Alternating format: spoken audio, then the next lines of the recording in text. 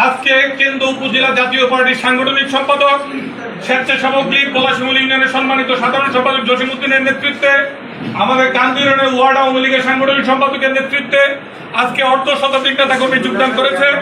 এই ধারাবাহিকতা আগামীতেও ইনশাল্লাহ আশা করি আরো বেগবান হবে, কারণ তারা বুঝতে পারছে যে আওয়ামী লীগের যে নীতিতে দল চালাচ্ছে, দেশ চালাচ্ছে, সেটা সঠিক নয়। আসসালামু আলাইকুম ওয়া রাহমাতুল্লাহ। প্রিয় দর্শক, আপনাদের স্বাগতম। চলুন দেখে নেওয়া যাক আজকের আলোচিত খবর। হুট করে বিএনপিতে নাম লেখালেন আওয়ামী লীগ ও জাপার 50 নেতাকর্মী। বরিশালে বিএনপির গণসমাবেশ, বাসের পর এবার 3 চাকার যানের ধর্মঘট আহ্বান, হোটেল বুকিং বন্ধ। পুলিশের আরও 2 কর্মকর্তাকে বাধ্যতামূলক অবসরে পাঠালো সরকার। প্রধানমন্ত্রীকে কটূক্তি, মহিলা দলনেত্রী স্মৃতির হাইকোর্টে জামিন। দর্শক, শিরোনামে উল্লেখিত খবরের বিস্তারিত দেখতে ভিডিওটি না টেনে শেষ পর্যন্ত আমাদের সাথে থাকুন। বিএনপিতে যোগদান করেছেন আওয়ামী লীগ ও জাতীয় পার্টির অর্ধশত নেতাকর্মী। শনিবার 29 অক্টোবর রাতে নেত্রকোনা জেলার কেন্দ্রিয়া উপজেলা বিএনপির নেতাদের সঙ্গে আনুষ্ঠানিকভাবে তারা যোগদান করেন। রবিবার 30 অক্টোবর দুপুরে কেন্দুয়া উপজেলা বিএনপির সভাপতি জয়নাল আবেদিন ভূঁইয়া এ তথ্য নিশ্চিত করেছেন। তিনি বলেন, স্থানীয় বিএনপির পক্ষ থেকে ফুলের মালা পরিয়ে তাদেরকে বরণ করে নেওয়া হয়েছে। কেন্দুয়া উপজেলা বিএনপিতে যোগদান করা আওয়ামী লীগ ও জাতীয় পার্টির নেতারা হলেন কেন্দুয়া উপজেলা জাতীয় পার্টির সাংগঠনিক সম্পাদক ইকবাল কবির, বলাই শিমুল ইউনিয়ন স্বেচ্ছাসেবক লীগের সাধারণ সম্পাদক মোহাম্মদ জসিম উদ্দিন, কান্দিউড়া ইউনিয়নের 8 নং ওয়ার্ড আওয়ামী লীগের সাংগঠনিক সম্পাদক জামাল উদ্দিন, কান্দিউড়া ইউনিয়ন আওয়ামী লীগের সদস্য জুয়েল মিয়া, আশুজিয়া ইউনিয়ন আওয়ামী লীগের সদস্য মোহাম্মদ বিল্লাল হোসেন প্রমুখ এবং আরও অর্ধশত নেতাকর্মী বিএনপিতে যোগ দেন। কেন্দুয়া উপজেলা বিএনপির কার্যালয়ে আয়োজিত এই যোগদান অনুষ্ঠানে সভাপতিত্ব করেন উপজেলা বিএনপির সভাপতি জয়নাল আবেদিন ভূঁইয়া। প্রধান অতিথির বক্তব্য রাখেন নেত্রকোনা জেলা বিএনপির সদস্য সচিব ডক্টর রফিকুল ইসলাম হিলালি এবং উপজেলা বিএনপির সাধারণ সম্পাদক মুজিবুর রহমান মজনুর পরিচালনায় ওই অনুষ্ঠানে বিশেষ অতিথির বক্তব্য রাখেন পৌর বিএনপির সভাপতি খোকন আহমেদ, সাধারণ সম্পাদক মোয়াজ্জেম হোসেন খান। বরিশালে বিএনপির গণসমাবেশ, বাস মালিক শ্রমিকদের হয়রানি বন্ধ সহ 5 দফা দাবিতে আগামী 4 ও 5 নভেম্বর সব ধরনের 3 চাকার যানের ধর্মঘট ডেকেছে বরিশাল জেলা মিশুক বেবি ট্যাক্সি, ট্যাক্সিকার ও সিএনজি চালক শ্রমিক ইউনিয়ন। আজ রোববার সন্ধ্যায় সংগঠনের সভাপতি কামাল হোসেন মোল্লা ও সংগঠনের সাধারণ সম্পাদক মোহাম্মদ মুশফিকুর রহমান স্বাক্ষরিত এই সংক্রান্ত একটি সংবাদ বিজ্ঞপ্তি গণমাধ্যমে পাঠানো হয়। এর আগে গত মঙ্গলবার মহাসড়কে 3 চাকার অবৈধ যান ও ভাড়ায় চালিত মোটরসাইকেল বন্ধের দাবিতে 4 থেকে 5 নভেম্বর বরিশাল থেকে অভ্যন্তরীণ ও দূরপাল্লার বাস চলাচল বন্ধের ঘোষণা দেয় বাস মালিকদের সংগঠন বরিশাল জেলা বাস মালিক গ্রুপ। আগামী 5 নভেম্বর বরিশালে বিএনপির বিভাগীয় গণসমাবেশ অনুষ্ঠিত হওয়ার কথা।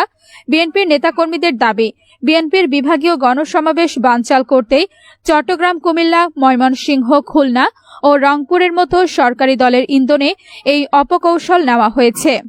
3 চাকার যান বন্ধের ওই বিজ্ঞপ্তিতে উল্লেখ করা হয়, বরিশাল বাস মালিক শ্রমিকদের হাতে 3 চাকার যানের চালকদের হয়রানি বন্ধ, মেট্রোপলিটন এলাকায় 3 চাকার যানের নির্দিষ্ট পার্কিং এর ব্যবস্থা, মেট্রোপলিটন এলাকার সর্বত্র 3 চাকার যান চলাচলের অনুমতি, তেলের মূল্য বৃদ্ধির পর 3 চাকার যানের ভাড়ায় চার্ট প্রদান ও সহজ শর্তে ড্রাইভিং লাইসেন্স প্রদানের দাবিতে 4 ও 5 নভেম্বর ডিজেল, সিএনজি, ব্যাটারি চালিত সব ধরনের 3 চাকার যান চলাচল বন্ধ থাকবে। এদিকে 4 ও 5 নভেম্বরে বরিশালের সকল আবাসিক হোটেলের বুকিং বন্ধ রয়েছে। বলা হচ্ছে ওই 2 দিনের কোনো সিট খালি নেই।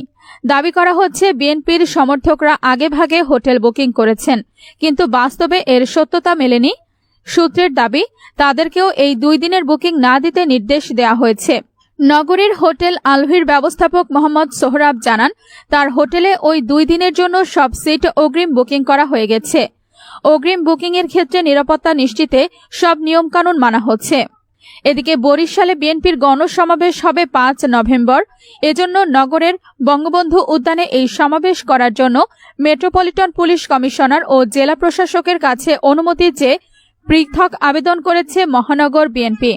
তবে আজ রোববার পর্যন্ত প্রশাসনের পক্ষ থেকে এই সংক্রান্ত কোনো সিদ্ধান্ত হয়নি। এর মধ্যে বাস ও 3 চাকার যানের ধর্মঘটের বিষয়টি নিয়ে ক্ষোভ প্রকাশ করেছেন বিএনপির নেতাকর্মীরা। জানতে চাইলে বরিশাল মহানগর বিএনপির আহ্বায়ক মনিরুজ্জামান খানকে বলেন, বাস চলাচল বন্ধের পর এখন 3 চাকার যানও বন্ধ করা হলো। এরপর একে একে ভাড়ায় চালিত motorcycle, microbus, truck, launch, rickshaw, খেয়া নৌকাও বন্ধ করবে। এটা ধরে নিয়েই আমরা মাঠে নেমেছি। এটা করা হবে সেটাও আমরা নিশ্চিত ছিলাম, কারণ চট্টগ্রাম, ময়মনসিংহ, খুলনা ও সর্বশেষ রংপুরে এই ধরনের ন্যাক্কারজনক ঘটনা ঘটিয়ে সরকার গণসমাবেশ বানচাল করতে চেয়েছিল। এমনকি লঞ্চ, ট্রেন, ভাড়ায় চালিত মাইক্রোবাস, মোটরসাইকেল, রিকশা, ব্যাটারি চালিত যান ও খেয়া পর্যন্ত বন্ধ করার মতো বিরল নজির এই অবৈধ সরকার স্থাপন করেছে। কিন্তু জনগণকে ঠেকানো যায়নি। বাঁধ ভাঙার জোয়ারের মতো মানুষ পায়ে হেঁটে কিংবা যে যেভাবে পেরেছে সমাবেশে হাজির হয়েছে।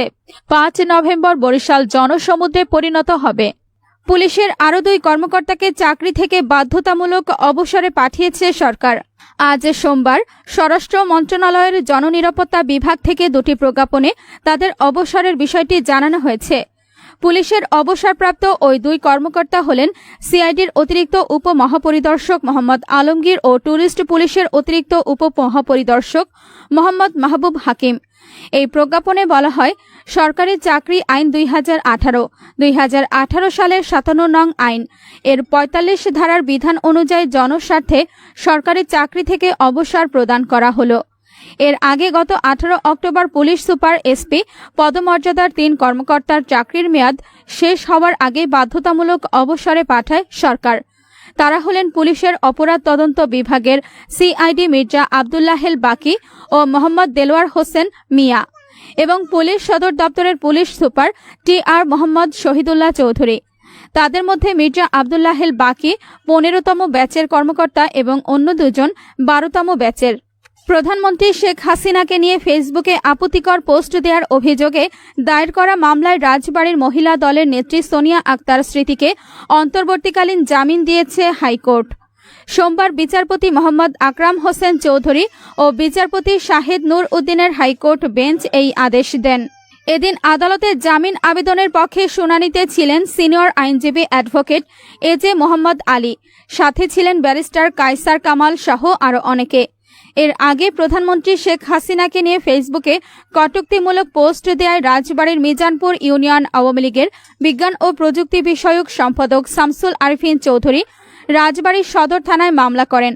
মামলার এজাহারে উল্লেখ করা হয়, সোনিয়া উদ্দেশ্য প্রণোদিতভাবে প্রধানমন্ত্রী শেখ হাসিনার সুনাম ও ভাবমূর্তি ক্ষুণ্ণ করতে মিথ্যা বানোয়াট ও মানহানিকর বক্তব্য সামাজিক যোগাযোগ মাধ্যমে প্রচার করেন।